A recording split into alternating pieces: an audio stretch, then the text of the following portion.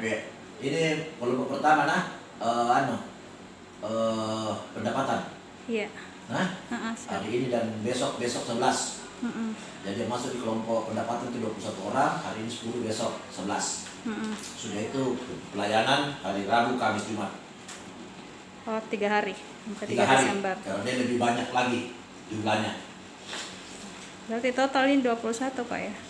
Ya, untuk kelompok pelayanan 21 peserta dibagi 2 hari, Senin Selasa.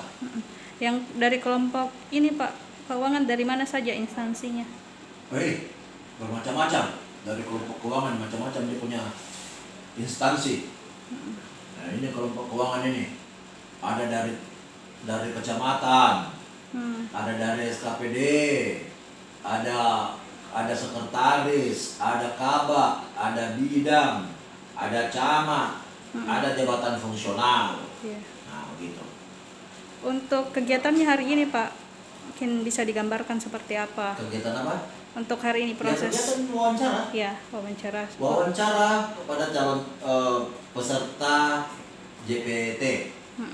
Wawancara, yang diwawancara, materi wawancara, apa yang dia tulis di makalahnya.